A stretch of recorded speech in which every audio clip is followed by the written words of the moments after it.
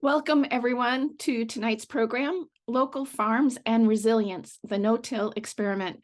My name is Karen Root Watkins with EnergizeActon.org, and we're very excited to co-sponsor this event to look at the interplay between agriculture and climate change, and to look at the important role that local farms can play in creating climate resilience.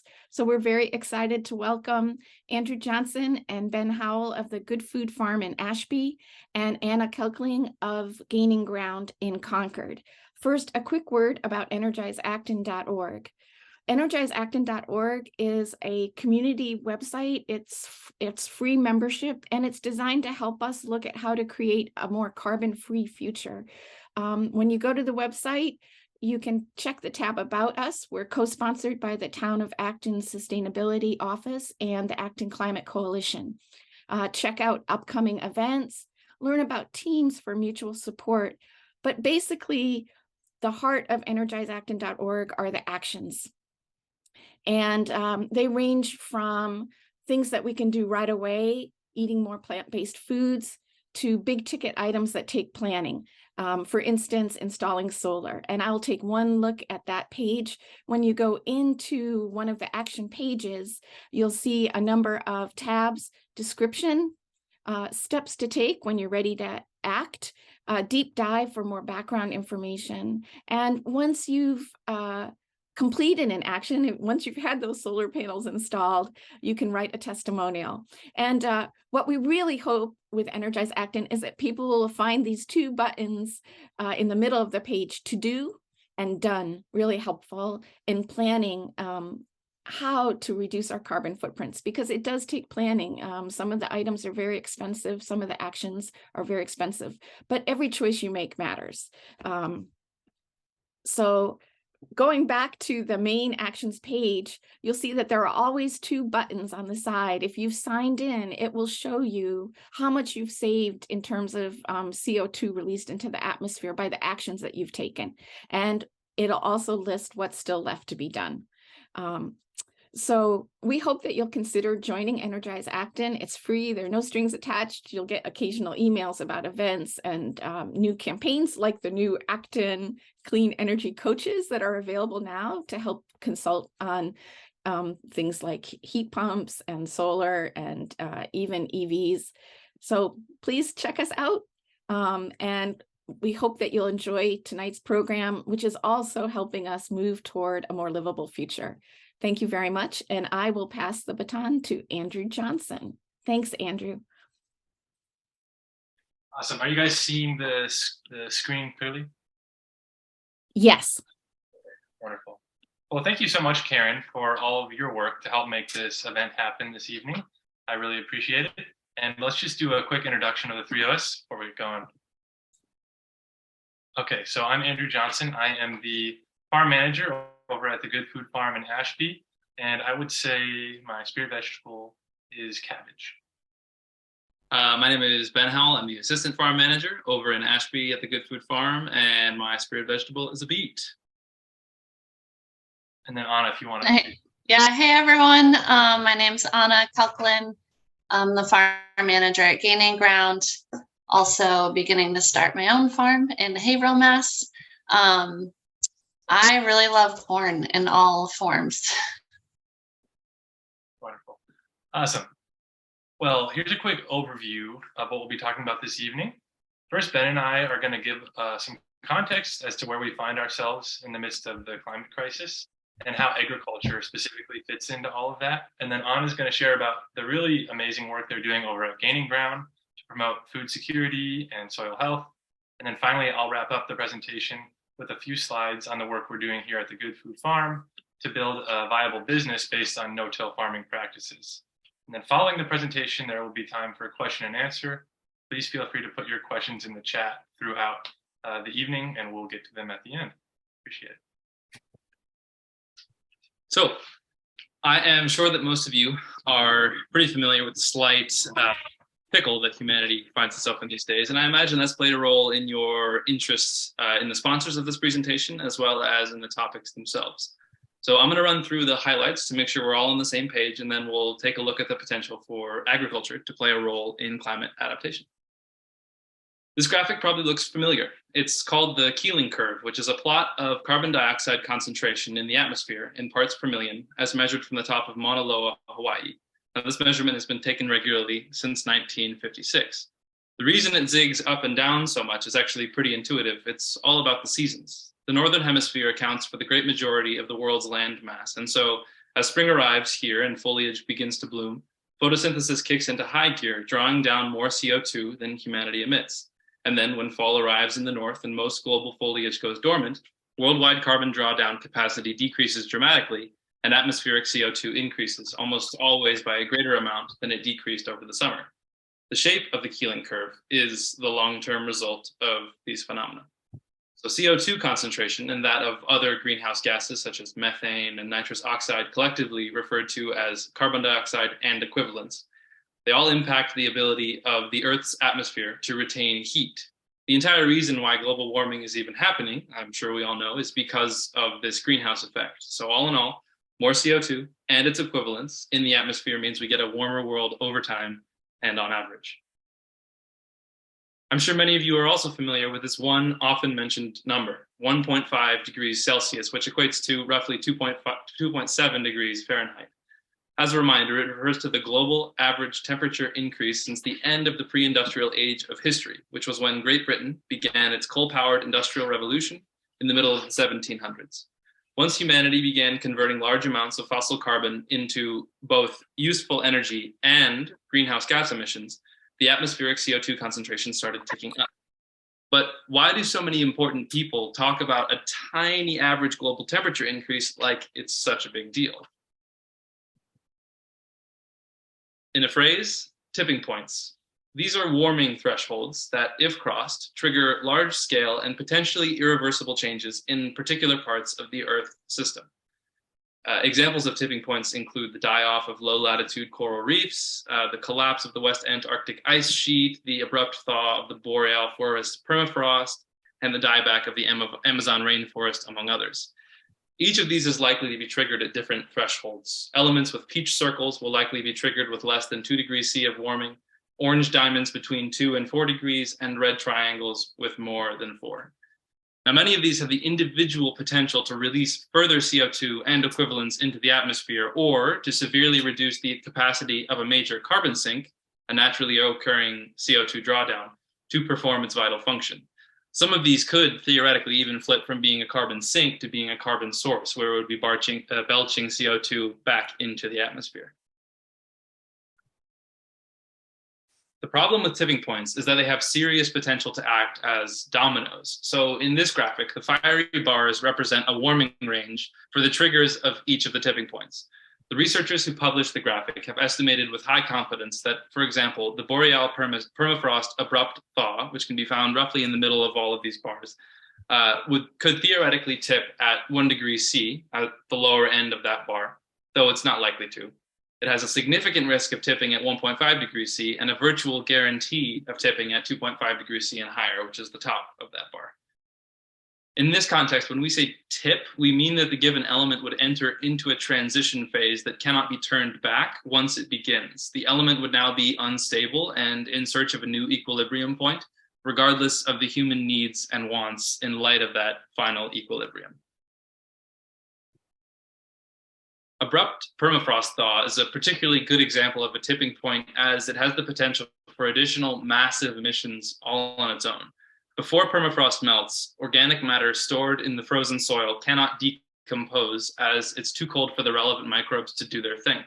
Once the permafrost thaws, however, ancient bacteria stored in the once frozen soil are now reanimated and free to chow down on their delicacy of choice. This decomposition process produces a lot of CO2 and equivalents, especially methane, which doesn't last as long in the atmosphere as CO2, but is 80 times more powerful at amplifying the greenhouse effect while it's there. So going back to this slide, with the various triggers for each of the tipping points, you can imagine how an enormous release of CO2 and equivalents via the abrupt thaw of the permafrost could have a vast, cascading, and somewhat alarming knock-on effect for things higher up the ladder, like Amazon rainforest dieback or winter Arctic sea ice, which is another self-propagating element in the system, because bright white ice reflects heat better than dark blue ocean. If you lose ice and expose the water beneath, the Earth will begin taking up that much more heat. So, given the importance of this one threshold, let's get a sense for how well we're doing in the scramble to stay under it.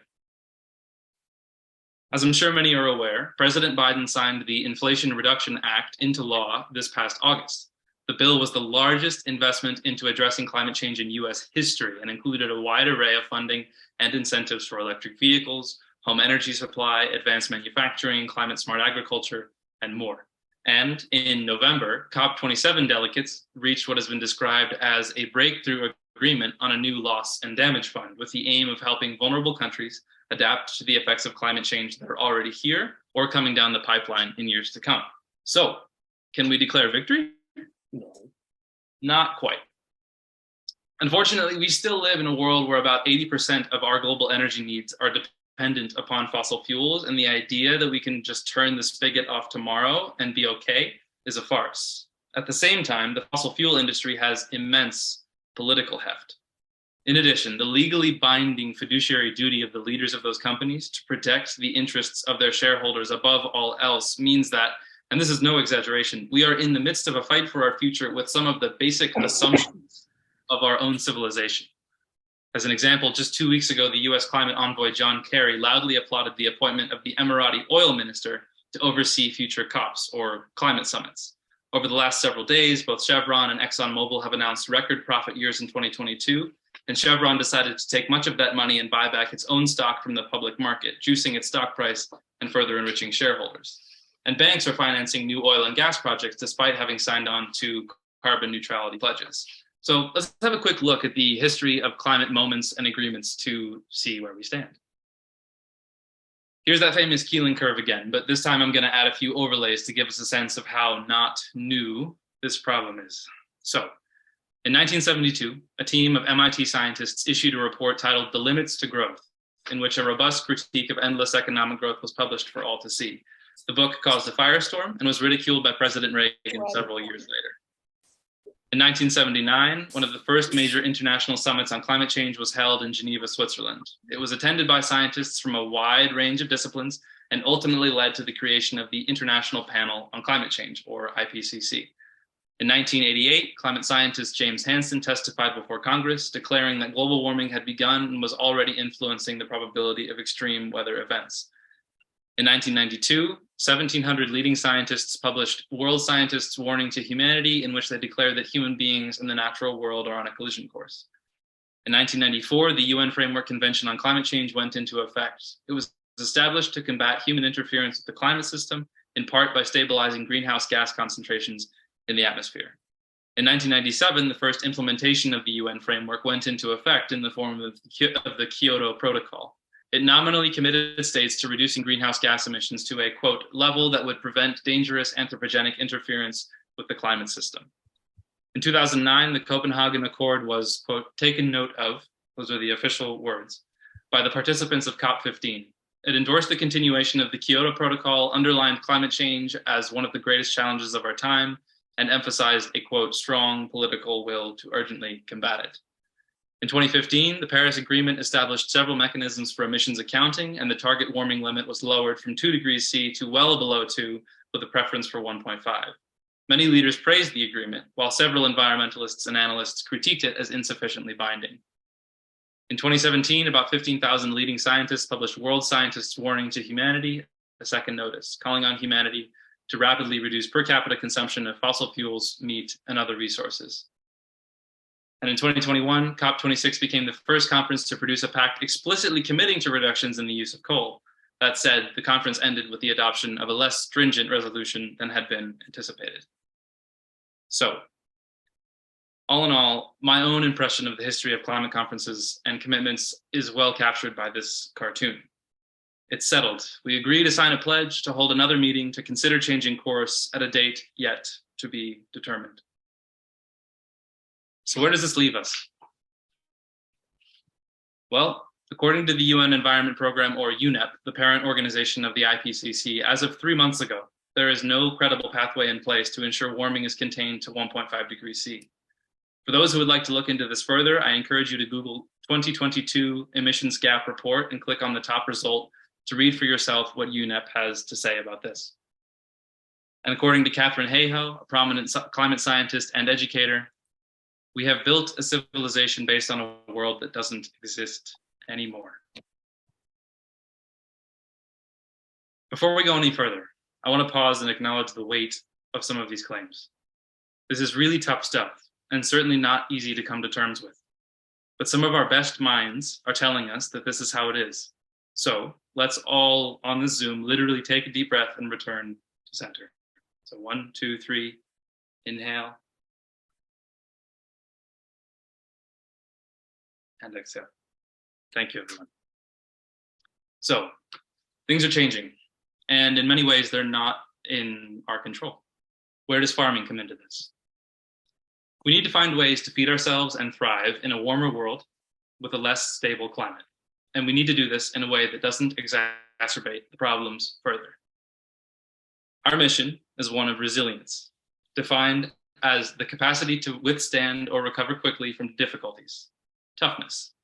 The second definition is also quite informative, the ability of a substance or object to spring back into shape. But for our purposes, I think the first definition is pretty on the nose. Now, does this behemoth of a graphic look terribly resilient? We are enmeshed in a global industrialized food system which is geared specifically for cheap production of lots of food with an absolute minimum of human labor. I would argue that this monstrosity can rightly be considered a miracle of human ingenuity, but it also has its downsides. I mean, just look at the graphic. It's near impossible to wrap your head around every single component and interaction. I think it would take an entire degree just to do that. In addition, it doesn't seem like it's that resilient. And with resilience in mind, we're going to need agriculture in the future. We cannot address our problems without it, and thinking of ways for it to be a part of the solution is of utmost importance. So, if we'll continue to need farming, and it's going to be part of the solution, I think it would be wise to take a look at the ways in which it has been part of the problem until now. There are several. First, we have biodiversity loss, to which monoculture-based farming techniques are a major contributor. While presently responsible for feeding humanity, these techniques are harmful to the environment in which they are performed. Nature's built-in resilience comes in the form of species diversity, whether in plants, animals, or microscopic organisms. If something disastrous happens and knocks out a few species, you still have a lot left over to reinvigorate the ecosystem post-bottleneck. However, when we came along and needed to feed an ever-growing population, we applied fossil carbon, as well as corporate efficiency and its offshoots, to the production of food. This resulted in a system geared for vast swaths of monoculture farming, severely altering the environment from its prior biodiverse state into one of booming, temporary, and fragile productivity. In addition, this form of agriculture generally relies on fossil carbon-based fertilizers, as well as toxic pesticides and herbicides, which contribute enormously to agricultural runoff. This is a map of all the ways in which glyphosate, the active ingredient in Monsanto's Roundup, interacts with the environment. It runs off into nearby water sources, it leaches into the soil and groundwater, it evaporates and then gets deposited via rain, and it generally makes its way into the food webs of land and aquatic environments alike. And herbicides aren't the only thing contained in pollution from farms. One of the most acute results of agricultural runoff is its accumulation and concentration into certain areas. See here we have the breadbasket of the US, the Midwest. This region is essential to the nourishment of the American population. It is also a major source of runoff, much of which makes its way along the various river basins to the Mississippi, which just so happens to dump into the Gulf of Mexico right about here. And if we zoom in a little bit to that warm, marshy Louisiana coastline, we find an enormous dead zone. This area is hypoxic, meaning that there is little oxygen in the water for aquatic life to extract. This particular dead zone translates into about 4 million acres of habitat unavailable to fish and bottom species each summer. The runoff is very nutrient rich, fueling algae blooms, which then sink, decompose, and starve the water of its oxygen. These areas are some of the most productive fisheries in the world, in addition to being once thriving ecosystems. And now, every summer, they become dead zones for their native species just because Midwest farmers are trying to make an honest living and feed the rest of us. And the last one I'll highlight this evening is topsoil degradation. As things stand, the US loses almost 6 tons of topsoil per acre on an annual basis to industrial farming techniques. That is a lot of black gold that we're losing, and quickly. So quickly, in fact, that it's degrading about 10 times faster on average than it's being replenished. That seems like the exact opposite of a sustainable practice. We just can't continue like that and hope things will turn out okay. All right. Thank you, Ben. Ben is our resident climate scientist here at the Good Food Farm, as you can tell. And honestly, I just learned a lot from that presentation. So thank you. So given what we've just heard from Ben and the stakes, I think it's safe to say that farming must evolve. So here's some good news coming your way. So who's working on this? Many of you are maybe familiar with the Rodale Institute in Pennsylvania. So Rodale's been around for a long time, sort of the father of organic farming. And they've been running long-term side-by-side research trials comparing organic and conventional farming for a long time. Actually, the longest running trial has been going on since 1981. It's called the Farm Systems Trial. And in recent years, they've expanded their research to include looking into no-till practices and how that can be used and applied to large-scale grain production. And so the reason figuring out no-till with large-scale grain production is so important is because 70% of global cropland is used for grain production. And also 70% of global caloric intake comes from grains. So I'm going to play this video here. And what they've invented is something called the roller crimper, which is on the front of this tractor. So basically, they're crimping a stand of rye, and it's creating a mulch layer of organic material. And then in the back of the tractor, you see something called a no-till drill. So without tilling, this has these drills that drill seed into place. And if I go to the next slide, do I go back? Let's see. Okay, you're seeing the next slide now. So basically what you have is a mulch layer, and this is a few weeks later. The corn crop is actually growing up through that mulch. And so this is a really exciting innovation that allows farmers on a really large scale, growing thousands of acres of corn, for example, to be not tilling their soil. And I actually just wanted to share, when I was living in Michigan, there was a local farmer who implemented this practice, and he was the only person in the area who did not require external irrigation. This is because you can use up to 2/3 less irrigation water when you have mulch covering your soil. Not to mention it builds the organic matter as it breaks down over time. And it suppresses weeds, which as a farmer, anything that suppresses weeds, sign me up for it, except for chemical agriculture. So yeah, this is a really great innovation. Another pioneer in this area of regenerative agriculture is the Land Institute over Salina, Kansas. This was founded by a guy named Wes Jackson in 1976, and they're known for their pivotal work with perennial grains. And while perennial grains might sound confusing or one of the least exciting topics, let me tell you why it's actually very exciting. So in short, perennial grains have the potential to both lower costs for individual farmers, and they have a massive potential to improve ecology for farms where they're grown. So going from an annual crop to a perennial means less frequent weeding, seeding, and herbicide application, as well as not tilling. The farmer has to spend less to plant, maintain, and harvest the crops, and the nature of the perennial and its root system protects the soil from erosion, minimizes that runoff Ben was talking about, and increases nutrient retention and carbon sequestration. So if you can just draw your attention to the visual here, I can't see it behind your faces, but there's this beautiful visual of Kernza, which is the main perennial that the Land Institute is trying to proliferate and make a commercial grain. And you can see the difference between its root system and an annual wheat crop. I mean, it's drastically different. And the reason is this has been growing for years and developing this beautiful root system that reaches down and can get water so much more efficiently. It also can access minerals that annual crops can't. And really what's so exciting to me about this is we're taking a lesson from nature. That's what Wes Jackson talks about so much. This is much more what the prairies of the Midwest were like before industrial agriculture took hold there. And so if we can turn that into a food system that's viable and can provide, the majority of where our calories come from, it's a huge innovation for no-till and for our ecology's health.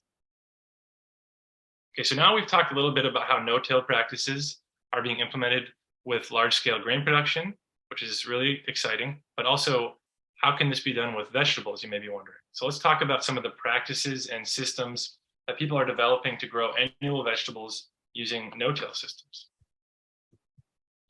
So one key system in vegetable production is permanent raised beds. You may have seen these before, and there's several advantages to them. So you can see in the photos here, these are some beds from our farm in Ashby, and they're particularly helpful for building and maintaining soil structure, because we have a dedicated space where we can focus our amendments to the soil, our compost additions, and also we have pathways where we know not to walk, so we're mitigating soil compaction. Another great benefit is drainage. You can imagine mounted up beds like this are naturally going to shed water better than they would if it was just a continuous plain. And thirdly, intensive cropping systems. So for example, on our farm, all of our crops are grown in beds that are 30 inches wide, which is what you see here. And each crop has a designated spacing system within the 30-inch bed. And an example of this would be seen in the left photo. When we grow squash, we grow one row down the middle of the bed for summer squash, and every 2 feet we plant a squash plant.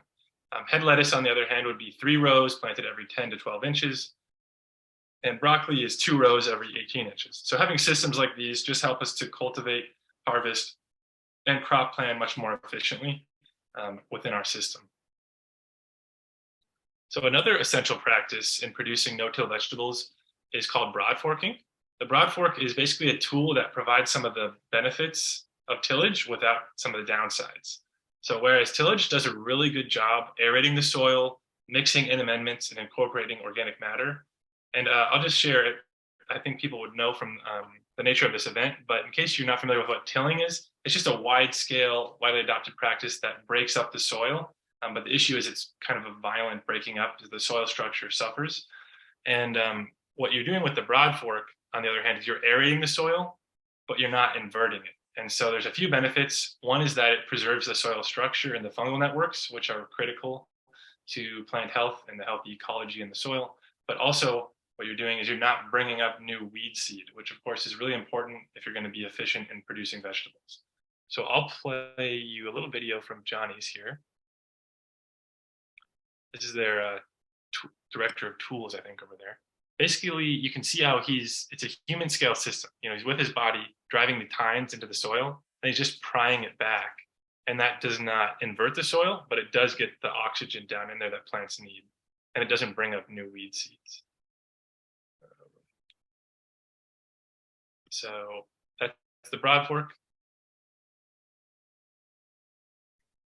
Here we go, next slide. And so if you've ever driven past a no-till vegetable farm, you may have seen something resembling this picture here. Tarps play a key role in no-till vegetable production. Probably my favorite feature of them is that they can be used to create a stale seed bed. So what I mean by this is after you're done broad forking and amending your soil, you can put down a tarp for a week or two, and this helps to flush the weed seed. The reason this works is because the tarps provide a warm, moist environment, which is perfect for germination. All plants that are dicots don't require sunlight to germinate. They just need that warmth and the moisture. So they're germinating underneath the tarp, but then no sunlight is getting through. And so the weeds quickly die because they don't have any energy from photosynthesis. And so that creates a nice stale seed bed. You take the tarp off, you plant your seedlings, or you direct seed right into that soil, and it sets you up to be ahead. And that works so well with not tilling, because we're not bringing up weed seed. So these things sort of compound to get you ahead of the weeds with no-till farming. Additionally, tarps are hugely helpful in terminating cover crops without the need for a tractor or tillage. So you can, instead of doing the roller crimper on a smaller scale, you could just tarp your beds after you crimp them by foot or with some sort of small device, and then it'll create a nice mulch that way as well. Okay, so one critique of no-till veggie farming is that, well, it may use a lot less diesel. It can be much harder on farmers' bodies. And being a no-till vegetable farmer, I can say there's definitely some truth to that as I crack my back in the morning. But for this reason, it's absolutely critical that no-till vegetable farms have really good systems. with an emphasis on ergonomics wherever possible. So though they still have some kinks to work out, the recent development of the paper pot transplanter, which you see here, is really exciting because transplanting tens of thousands of vegetables by hand can be really hard on the body. So this is a really neat tool that allows you, instead of being on your hands and knees, putting seedlings in the ground, you're dragging it along from a standing position, and it's automatically planting those seedlings. I'll play a little video here. So instead of your standard plug tray, you have your paper chain link, and you can see he's pinning that into the soil. And as he walks backward, it'll be digging a little bit of a trench and then filling it in, transplanting these seeds automatically with this tool. So the point here is that really efficient, thoughtful systems are important on no-till farms because you're not using tractors in the same way you would on a tillage farm. So things like this, though they're still sort of being developed, have a lot of potential and are exciting and can be up to 10 times faster than doing it all by hand.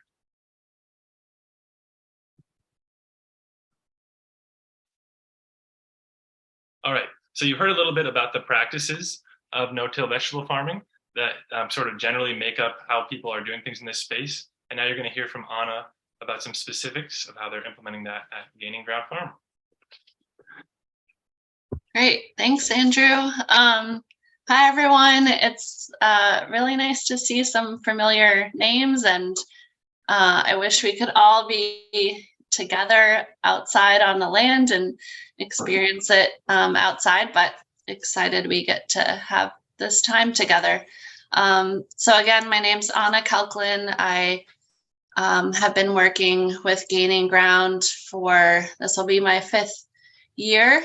And we are in Concord, Massachusetts, which is the ancestral land of Nipmuc, Pawtucket, and Massachusetts people who have farmed this land for thousands of years before us and have really been doing the work that we talk about now of really farming with nature and really in reciprocity with land and water and air.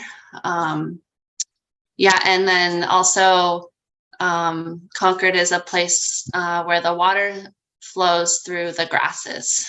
So you can see this picture here. It's it might be a few years old, but we're actually surrounded by wetlands. We're on very sandy soil. And we are located at the birthplace of Henry David Thoreau as well. Andrew, you can go to the next slide. I hope that everyone can hear me okay. Just say something if you can't. So I'm just going to spend a little bit of time with you all tonight, about 10 minutes, just talking about who we are as a farm, some of our practices, and why we do what we do. So our mission is to grow organic produce for hunger relief with the help from volunteers of all ages and abilities who work and learn in our fields. We envision a future where everyone has equitable access to healthy, sustainably grown produce. We believe food is a human right. And you can see in the picture on the top, this is a group of people. We're planting our fall broccoli into a crimped and tarped winter rye crimson clover mix. And then you can notice the perennial garden hedgerow behind that of like elderberry, and there's herbs and native plants. And then below you can see that's one of our market packing sessions for distribution. You can go to the next slide.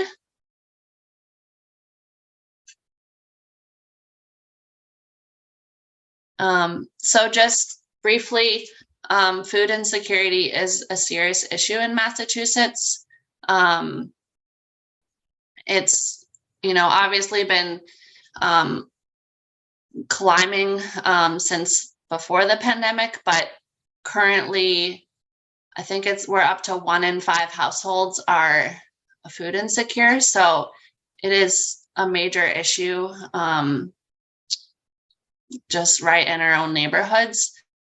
And this is, one reason why Gaining Ground was started almost 30 years ago in someone's backyard was this woman saw a need for food in her own community and was a teacher and worked with kids in the area to grow food to donate. So if you can go actually to the next slide. So this kind of brings us to why we do what we do and how we do it.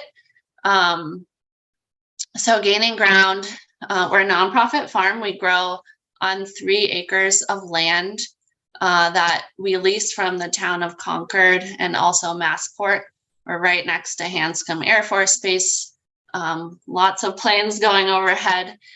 And we farm using no-till, regenerative, hand scale, human scale methods, many names for this style of farming. But we do this work with the help of, this past season, we had, I think, about 3,200 volunteers of all ages and abilities. So we'll have 40 kindergartners out one day to middle school students. We have a high school farm team that comes regularly throughout the summer, as well as a community farm team that is made up of individuals who want to come on a regular basis and who have a little bit more time to help us with harvest. We also have corporate groups come out, as well as religious groups, colleges, special needs groups. So we really want to make this place accessible to all people and to really connect people to land and know and believe that in doing so we heal the land, we heal ourselves, and can provide food for people who are experiencing food insecurity. And through this kind of symphony, we can create a better relationship with our earth. So we grow over 100,000 pounds of produce each year, which is all donated. It's 100% donated to about 18 different recipient partners. And these are, over 40 different kinds of vegetables. Ironically, the one thing we don't really grow is corn, which is one thing I really love. But we're thinking of experimenting with some flour corn this year. But we also grow flowers. We do cut flower bouquets for 110 families every week. In the summer months, we donate herbs. We have fruit, 2 orchards, as well as watermelon and cantaloupe. We have a maple sugaring operation that someone had asked about, and we're probably about to tap in like a week or 2, although this weather is very strange, as I'm sure you all are experiencing. And we have a beekeeper as well. So we are very diversified and are trying to think holistically about the ecosystem we live and work in. A little bit more about where our food is going. We, again, like I said, Gaining Ground's been around for almost 30 years and have had very long-standing partnerships with a lot of different organizations throughout the greater Boston area. Some are shelters where food is prepared and served as a warm meal. Some are more traditional food pantries that give directly the raw vegetables out. We work with some schools that the produce goes into the meal, the school lunch, and during the pandemic, backpack program was introduced to get veggies home to families. And then we also do some direct distribution. So we call them markets, they're free markets, but for 110 families in downtown Concord, we work with the town social worker, and it's a lot of elderly folks. And we also work with 4 Head Start preschools in Lowell. And just to describe a little bit what's going on in the pictures, you'll see on the left, I think Chrissy might be in on this Zoom. You can see her standing in our field with some intercropped scallions and lettuce. You'll see our barn in the background. And then in the top right, that is cabbages and broccoli planted into that crimped rye and clover, our sugar shacks in the back. And then in the bottom right, you'll see, this was a fun experiment for me this summer of undersowing clover with the cherry tomatoes. So I think that covers this slide if you want to advance. Great. And I'll just touch on our farming practices. It's a bit of a taste, and I really want to invite all of you out to Gaining Ground this summer, or even to see the maple boiling if you're interested. But our farming practices, we really are taking notes from nature, basically, and how she functions in the world. So we really maximize photosynthesis, because, right, we can't eat without photosynthesis. So we're trying to grow as many plants as possible. So we do that through intercropping. We do that through even season extension of growing crops further into the fall and early in the spring. We grow cover crops. So there's many ways of increasing photosynthesis. We strive to keep the soil covered at all times. It's, ideally with growing plants, but if not, we use mulches like leaf mulch, wood chips. Really excited about wood chips this year, as well as sea salt, marsh hay, and then kind of my last resort is the silage tarp, although they're very easy to get hooked on to use because they do work quite well. And then we're trying to minimize our disturbance on the land, really. So below the soil surface and above, there are billions upon billions of microorganisms beneath us right now.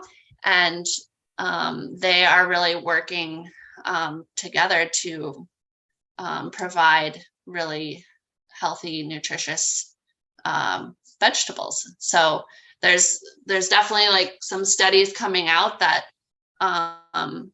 vegetables grown in these types of systems that are just holistically healthier are actually more nutrient dense. So eating one carrot versus a carrot grown in a conventional system is very different. You'd have to eat a lot more of those carrots to get the same nutrients.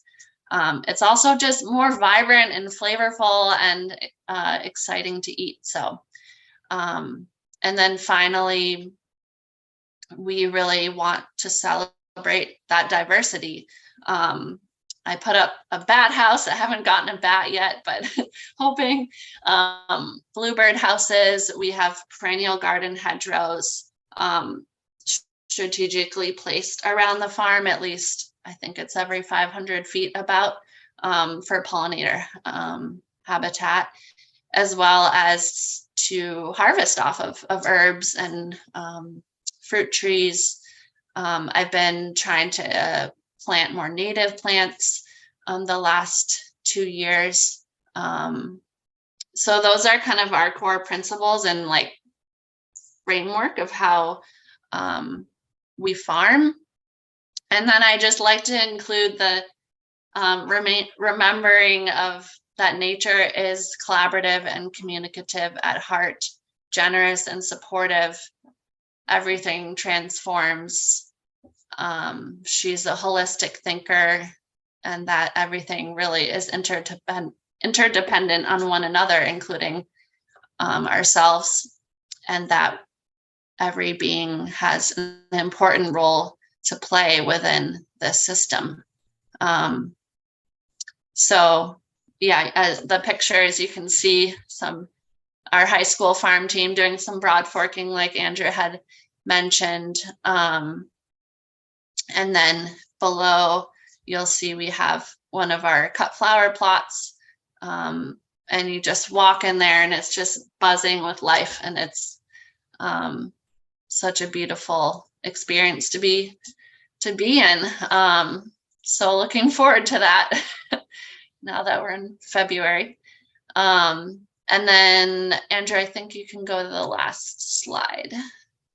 Yeah, so just want to thank you all for coming. And I know it's hard to get on a Zoom call in the evening, but this was our team last year. And if you have any questions, you can definitely email me. My email's there. Please visit our website. It'd be great to have you out to volunteer. Our sign-up started today, so that's kind of a big deal for us. But I'll let Andrew take it from here.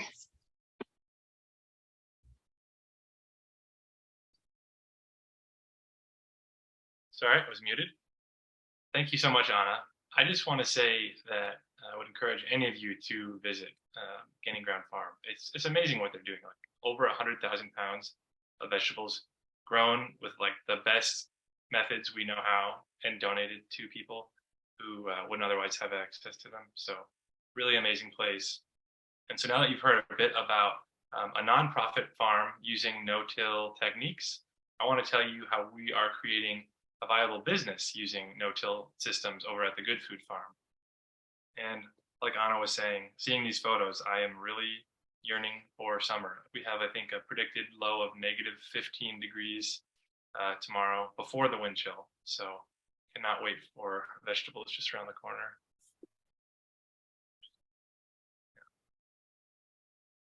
Okay, so before we talk about exactly what we're doing at the Good Food Farm, I just want to share some examples of some CSA farms that we look to as inspiration for what we are doing.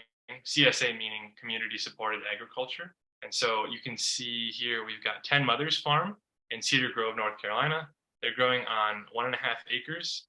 And I think they have 250 CSA members in the summer and then 120 in the winter. Being in North Carolina, they have a really nice long growing season.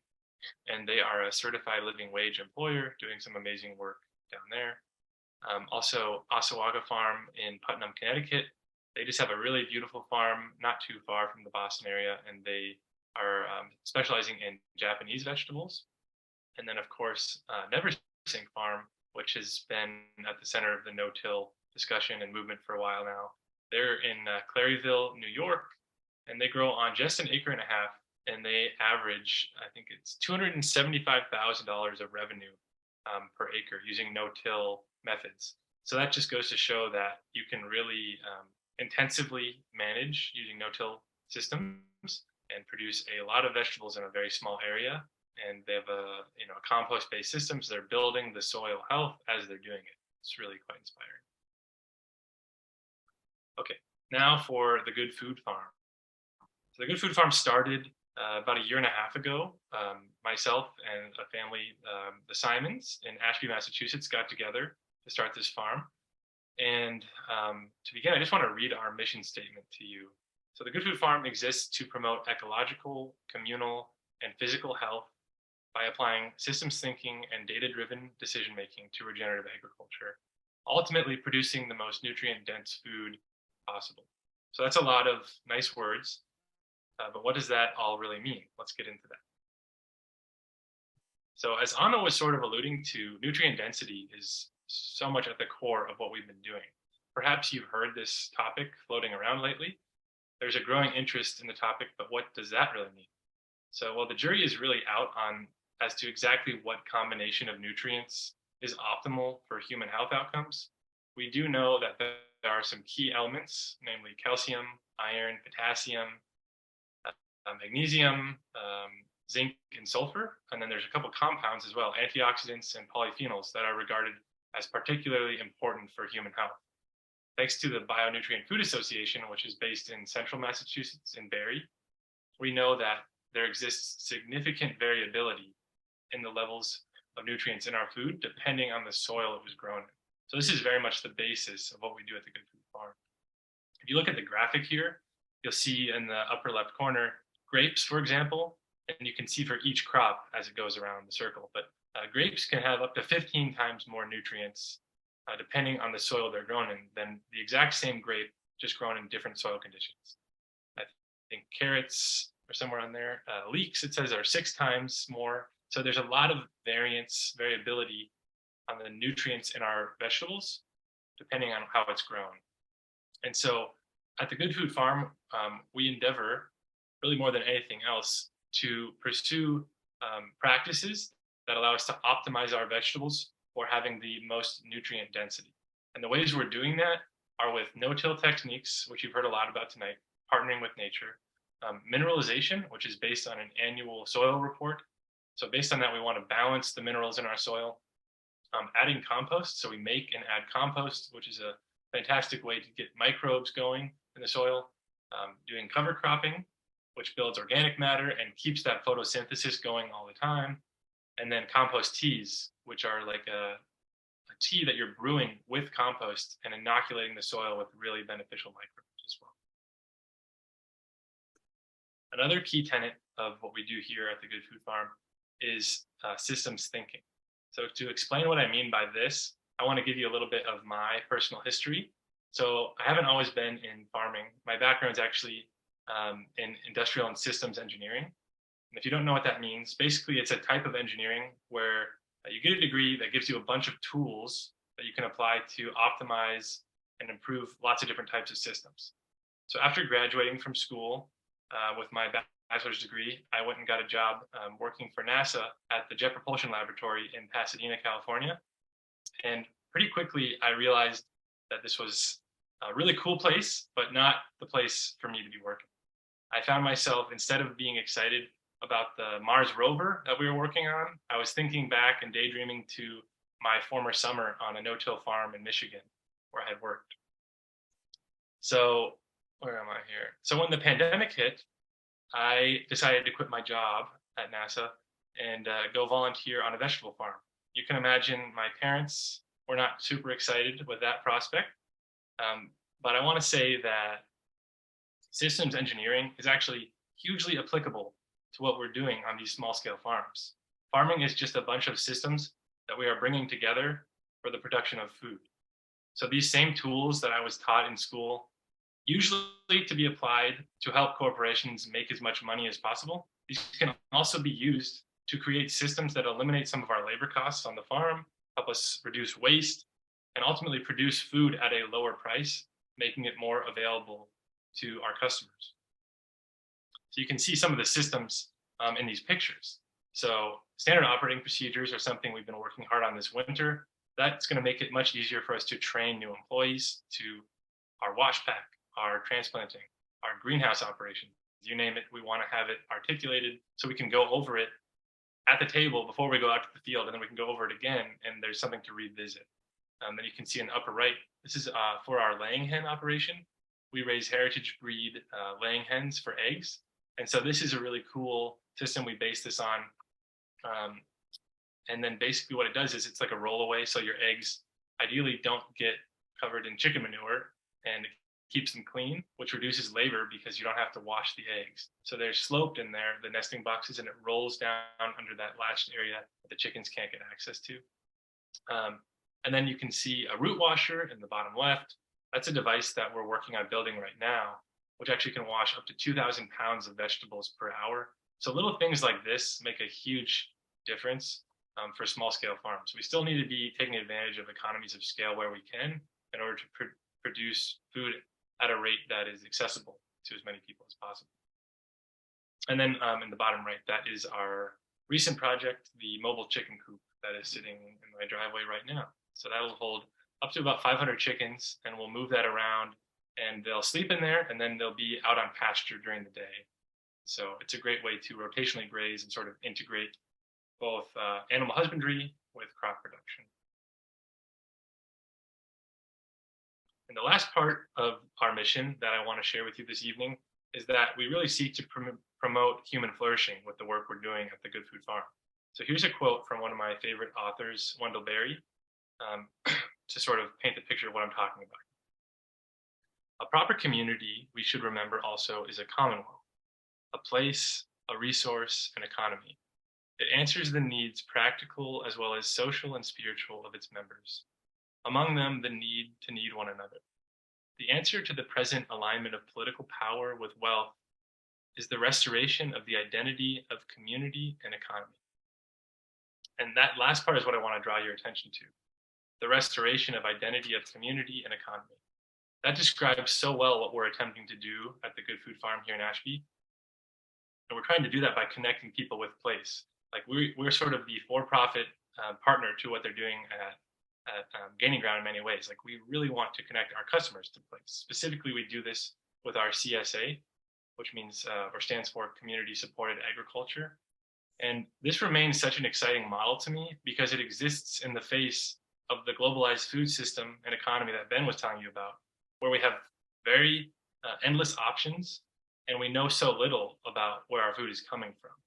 CSA, alternatively, it brings together the identity of community and economy. That idea has been so powerful for me as I've gotten into this work. So it brings together these things, and it offers customers an invitation to know their farmers. It offers customers an invitation to know the land from where their food came from, and an invitation to know the practices in place on that land. When you have a less of a distance between production and consumption, there's so much less of a risk for exploitation of the land, of the worker. It's really a recipe for success and so much more resilient, which is what we're talking about tonight. So by being a part of a CSA, it's really an opportunity to vote with your dollar and create a more resilient future. So you might be wondering, how can you get involved with what we're doing here at the Good Food Farm? Well, as I'm kind of alluding to, CSA is the #1 way you can support the work we do. Not only will you receive fresh veggies every single week, we also include recipes, updates from the farm regularly, and by becoming a CSA member, you'll be taking a big step to connect yourself with place and knowing where your food comes from. So we offer 2 share options, depending on how crazy you are about veggies. There's the bountiful and plentiful share. And additionally, we have these wonderful Rhode Island red chickens who are laying some really amazing eggs. I got a huge double yolker tonight. And so you can add a dozen eggs to your share each week. We also partner with a bakery in Newton, which makes some amazing bread and English muffins. And so you can add a loaf of bread to your CSA each week. So we're really trying to do what we can to create a convenient option. You know, we're not going to be Amazon Prime, but we want to recognize the needs of consumers and offer them a more meaningful way of consuming vegetables, not just buying what's cheapest or buying, you know, whatever's at Whole Foods, but buying what's in season here in Massachusetts and giving them an understanding of what it took and where those vegetables come from. So if you're interested in this, you can sign up on our website at www.thegoodfood.farm. And we do have a pickup location, of course, on our farm in Newton. And then we do offer home delivery all around the greater Boston area and up near Acton, Concord. We've got quite a few customers up there from our presence at the farmers market. So the last thing I want to share with you this evening is so in line with some of the work we've been talking about earlier with food insecurity. So as you know, there is a lot of food insecurity in our state even. And I learned tonight through a conversation with Jody, who's attending and watching, that North Central Massachusetts is the most insecure part of the state. And there's some unfortunate realities that we hope to address with mutual aid shares. So as we grow our farm, it's so important to me that the food is not just available to people of privilege, but also available to people who wouldn't otherwise be able to afford it. So to paint a picture of how this works, I'm just going to read you a quote from a guy named Chris Newman, who's created an amazing mutual aid program down in Virginia at a place called Sylvan Aqua Farms, where they actually donate hundreds of thousands of dollars of nutrient-dense food each year. So what if we could grow food for free for people who are systematically excluded from and left behind by the farm-to-table movement?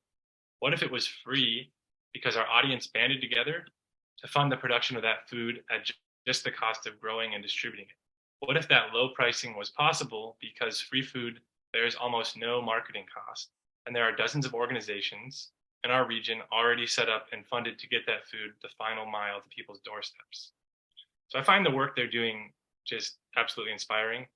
And to my knowledge, this is one of the best and most cost-effective ways of getting nutrient-dense food to people and in their hands who need it most, because you're buying it from the farmer at the cost of production, and you're utilizing existing food aid organizations to distribute it.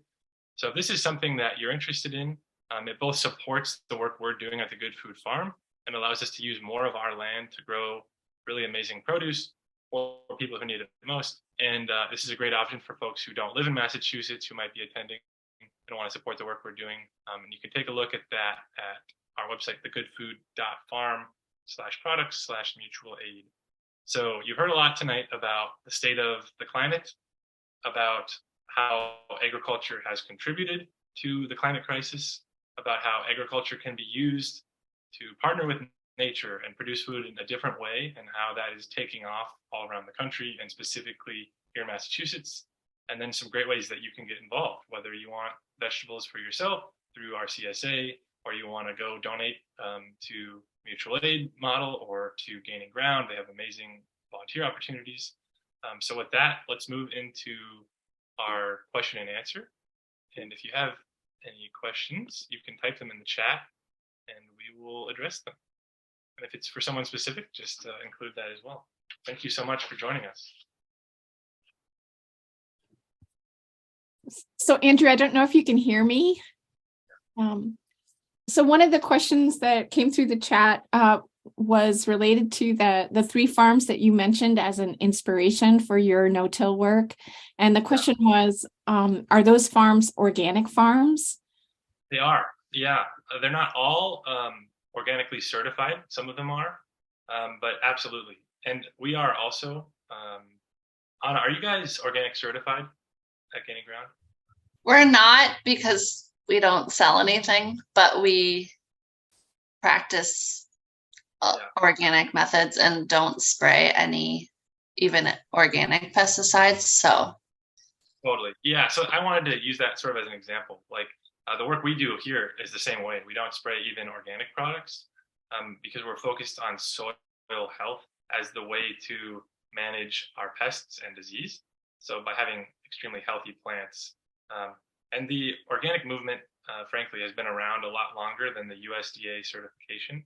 Not that I, don't think it serves a purpose, but at our stage and our size, we aren't certified, but some of those farms certainly are. So there's a question that just came up about the broad fork, and if it's really large and heavy, and it relates perhaps to another question, which is when you use techniques like the broad fork and tarping or other kinds of covers, do you still have to worry about weeds? I don't. I think it's a process. So the longer you're using these techniques, you can see your weed pressure go down dramatically. That's what I've experienced. But as soon as you let something go to seed, like you let a weed go to seed, it's going to spread thousands, tens of thousands of seeds, right? So we had some daikon radish cover crop that we didn't terminate in time, and now we have hundreds of thousands of daikon radishes that came back, right? So it's so then it was a good area for us to tarp to flush that weed seed sort of out, but it takes time. I don't know if you want to speak that too, Anna. I'll just say I'll put a little plug in for my friend who's on here that is starting to manufacture broad forks. Janelle, I don't know if you're still here, but maybe you want to drop your link in the chat for selling your broad forks. But we are still broad forking every bed, but the intention is like eventually you're going to have all that biology within the soil and you won't need to broad fork. But it doesn't bring up weed seeds, if that was the question. I think part of the question too is, are the broad forks manageable? Are they really heavy? There's multiple offerings, but in general, they're not particularly heavy. So we just ordered one from a company called Meadow Creature. I have heard good things about, but haven't tried. Sounds like Janelle is your go-to for a really high quality broad fork. I would start there. Another question is, how much space? At Gaining Ground, it's 3 acres, but Andrew and Ben, how much space do you guys actually produce on, and how many workers or volunteers work on your farm? Yeah, so Gaining Ground is particularly unique in thousands of volunteers. That is not the life I imagined for myself, though it's a very wonderful way of doing it. You're looking at it right here.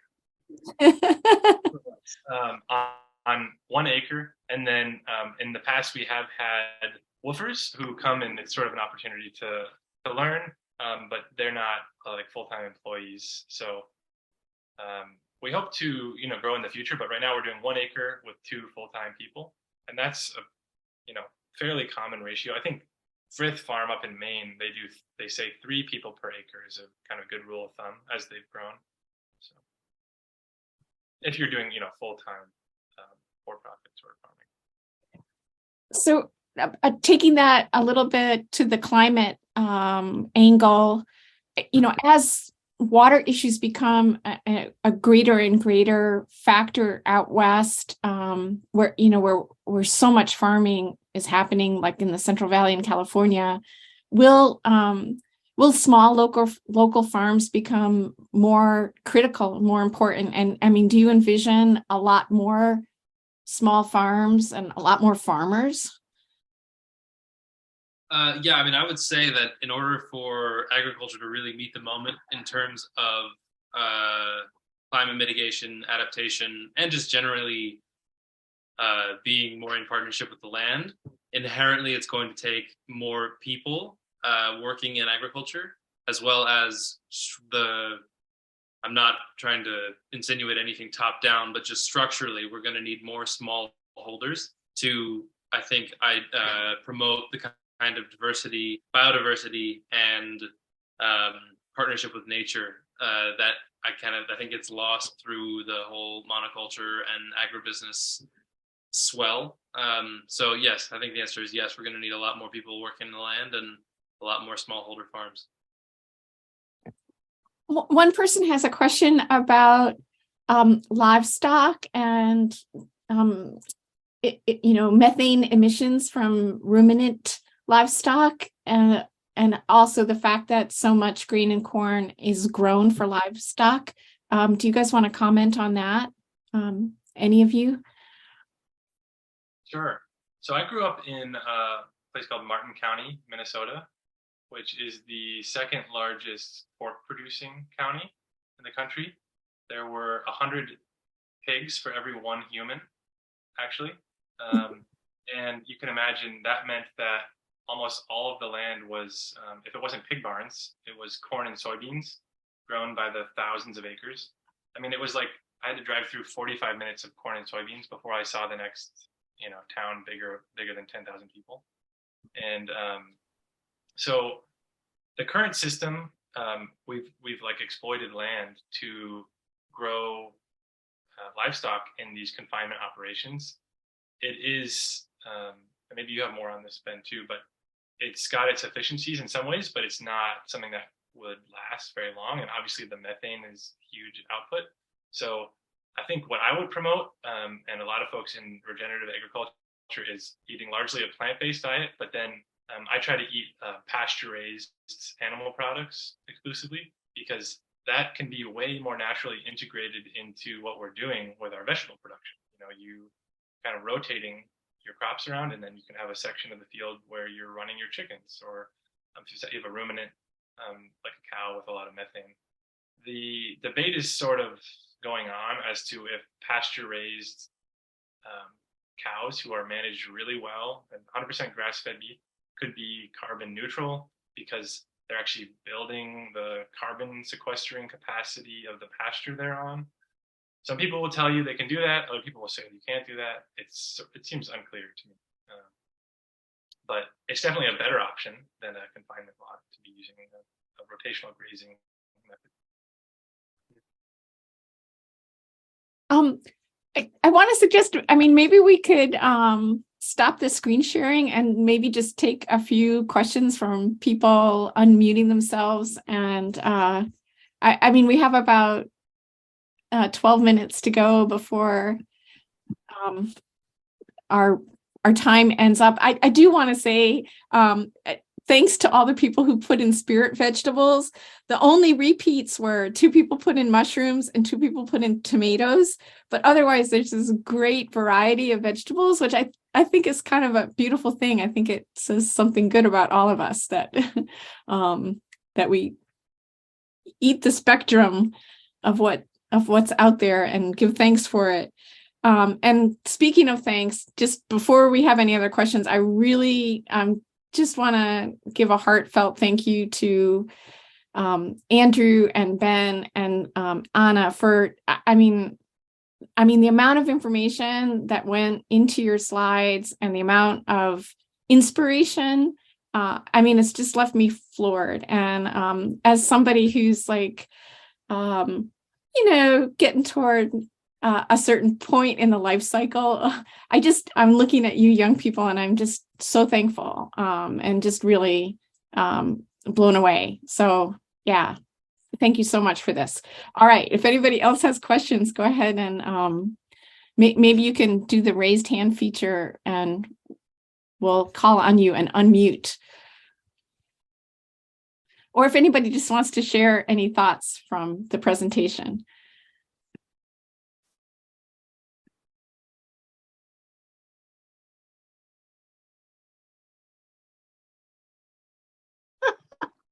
Can I ask a question about the tarp? Knows how to use the raise hand function, but I think we have a few who might be trying to speak. I don't know where the raise hand function. That's okay, Karen. Jump in. Go ahead. I was curious about the tarp. Does it stay down below during the whole season, or do you put it down and then take it up? It's like maybe 1 to 4 weeks the way we use it at the most. So it's usually a couple weeks. Oh, and then you take it up. Okay, thank you. It's just a tool. Yeah. Go ahead. I was just gonna say, with like, if you're opening up new land, like I am at my house right now, we put a tarp down for the whole summer. That's like the longest you would ever do it. Ideally, that tarping is not the ideal, but initially when you're opening up new land, it can be really helpful to get rid of perennial weeds. The key is then not to disturb it afterwards. And yeah, we ideally are not leaving the tarp down more than a week. But it's a very tricky schedule to stay on top of with intensive plantings. Like for us, we're planting 2 to 4 generations in every plot. So yeah, And then I saw someone had a question about just advice for a small team that's looking to transition to no-till. I think for my experience in no-till, like starting with tarping is kind of like a toe in, because it can really help reduce weeds. And from some of my experiences, like the key is like layering compost thickly on to really bury weed seeds. But I do realize that is a bit of a barrier initially, because compost has become quite expensive. But it's also kind of an initial investment up front, and then you're kind of really thinking like that long-term gain from it, like nature thinks long-term. So that's my take on that question.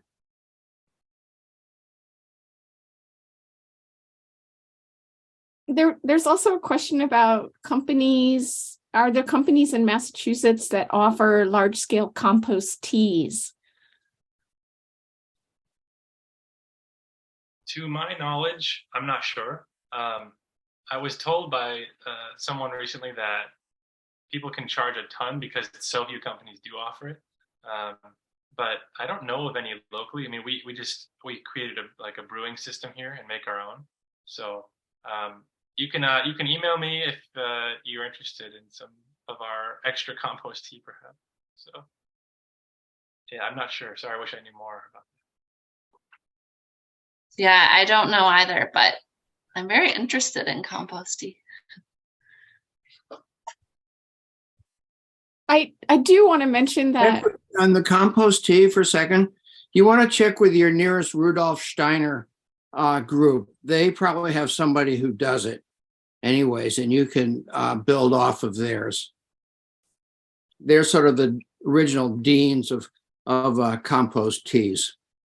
That's a great point. I know in southern New Hampshire, there's Temple Wilton Community Farm, which is a biodynamic community. So Good start. you could start there. Yeah.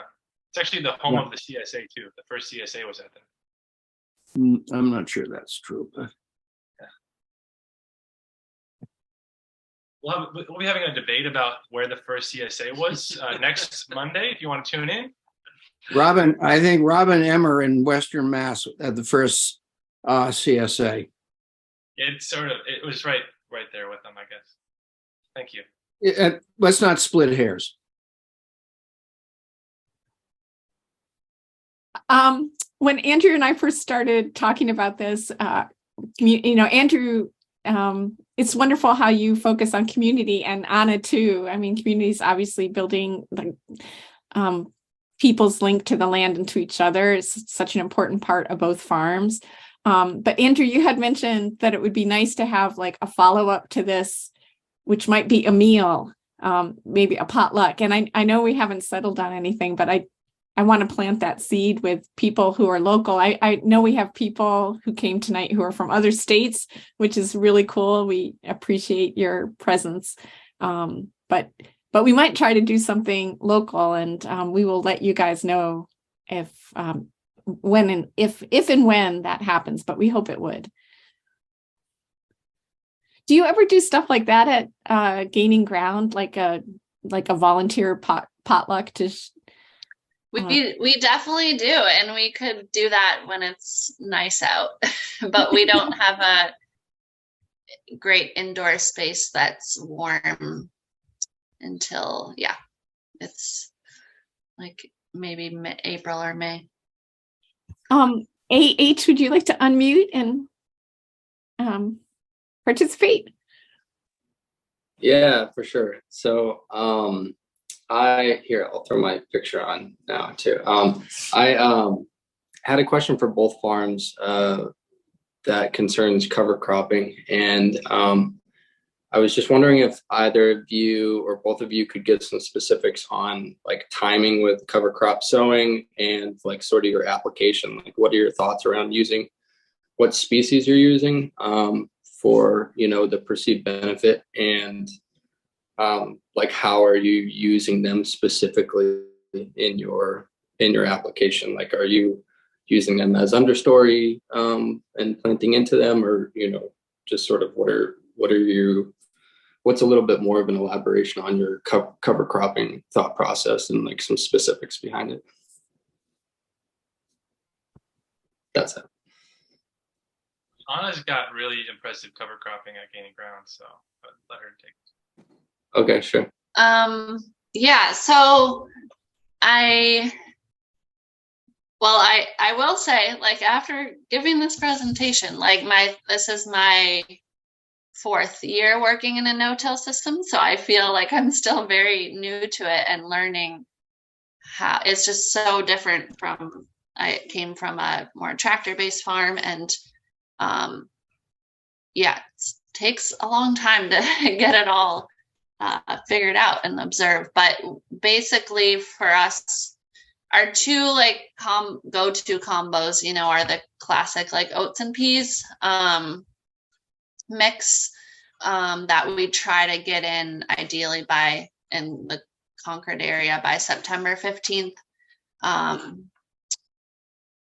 This year we also put tillage radish in it and a bell bean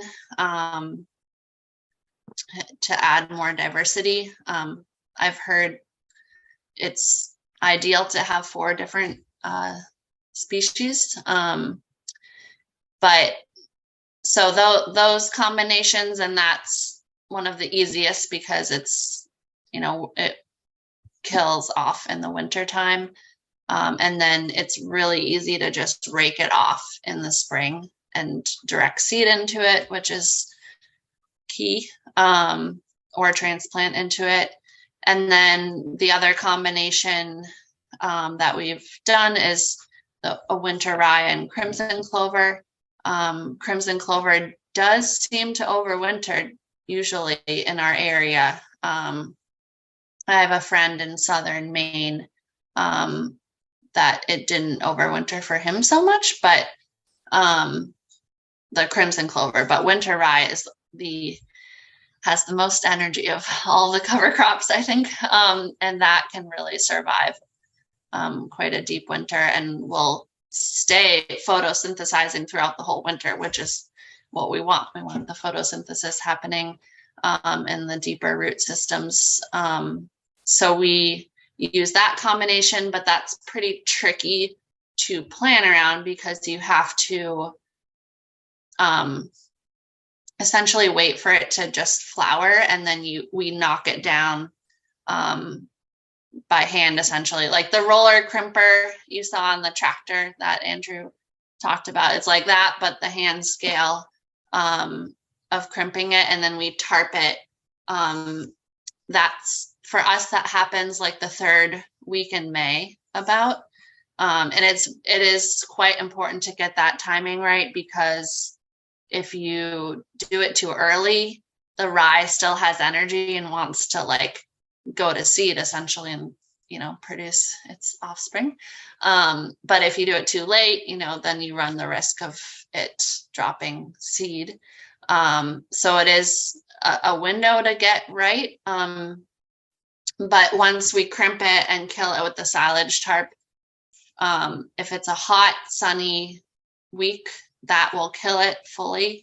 And then we will transplant directly into it, but it takes a lot longer. If it's hot, you have to make sure you really get that soil root contact, and that it's ideally you have irrigation to get it well watered in. And, you know, that reduces like how much you can really plant, because you can't direct seed into it with that allelopathic effect of the rye. And also you can't just rake it off like the oats and peas. So we really we'll put our butternut squashes into it. We'll put cabbage, broccoli, which is more time consuming because it's, you know, we have 2 rows where butternut's just 1 row. Summer squashes, planting into it. So it's limiting, but it's also really important to have that photosynthesis throughout the year. I could talk a lot more about cover crops, but I don't want to monopolize anything. But we do other combinations of cover crops that I'm just really excited about experimenting and But happy to talk more at another point. But those are the two kind of go-tos of this area or our farm. Thank you. So everybody, we're at 8:30. I wonder if Andrew and Ben and Anna would like to have the last words. And thank you so much, everyone, for attending tonight. And please be in touch. And we are recording this, and we will send you a link to the recording. Once it usually ActonTV helps us edit and polish the recordings, and then they'll post it on their YouTube page, and we'll send out the links. So yeah, I guess I would say I just want to express my immense gratitude for everyone who came. Thank you so much. And I think we all have more potential to drive meaningful change than we realize a lot of the time. So I think we should use that potential. I would say whether Gaining Ground or the Good Food Farm or somewhere else near you, I would just encourage you to get connected with a local farm in Massachusetts or near wherever you live, and help be a part of building this more resilient food system. So there's a lot of great places out there to partner with. Thank you all so much. Yeah, I just say, like, let's look to nature as our teacher. So it's nice to see some of your faces. thank you so much, everyone. And check out energizeacton.org. And we hope to have a local farming action posted, and also check out the Acton Boxborough Farmers Market, because there are some really great folks there, including two people I see on this screen. So thank you so much, everyone. And we hope to see you again. Good night. Everybody, thank you, guys.